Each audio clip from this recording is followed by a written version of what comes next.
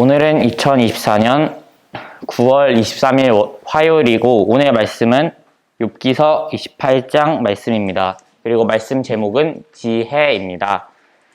네, 오늘 말씀은 이제 그 전 말씀과는 전혀 상관없는 말씀처럼 보입니다. 그 전에는 이제 욥과 세 친구들이 아주 격렬하게 토론을 했습니다.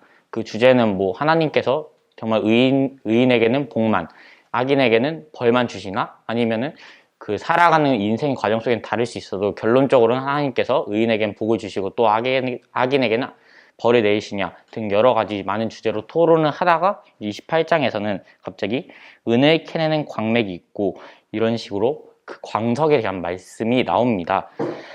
갑자기 토론을 하다가 욥이 이런 말씀을 하신 것입니다. 과연 이 말씀을 왜 하셨을까요?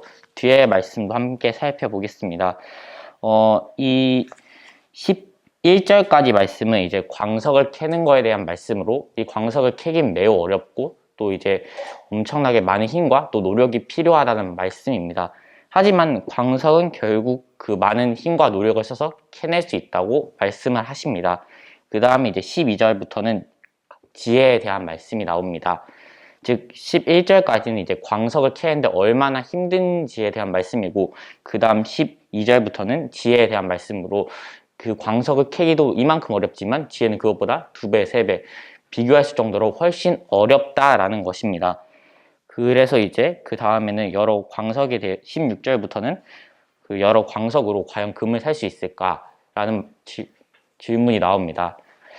그리고 이제 오늘 말씀 마지막에서는 이제 28절을 보시면 주님의 경외함이 지혜고 악을 떠나는 것이 총명이라고 하셨다네. 아멘. 이렇게 말씀을 하십니다. 네, 우리는 이제 이 말씀을 통해서 하나님을 경외하는 것이 지혜임을 알 수 있습니다. 그리고 지혜는 그 어떤 것과도 바꿀 수 없는 것을 알 수 있습니다. 우리는 그 지혜를 주시라는 기도를 드리며 지혜롭게 살아가는 삶을 살아야 합니다. 이제 좀 더 말씀을 보겠습니다. 하나님을 경외하는 것이 지혜입니다. 하나님을 경외한다는 것은 하나님을 두려워한다는 것입니다. 하나님을 두려워하면은 나의 삶 가운데서 저절로 하나님께서 보고 계신다 생각할 수밖에 없고 하나님의 말씀대로 살아갈 수밖에 없고 모든 순간 가운데 옳은 것을 실천하며 살아갈 수밖에 없습니다. 그것은 바로 지혜롭게 살아가는 삶입니다.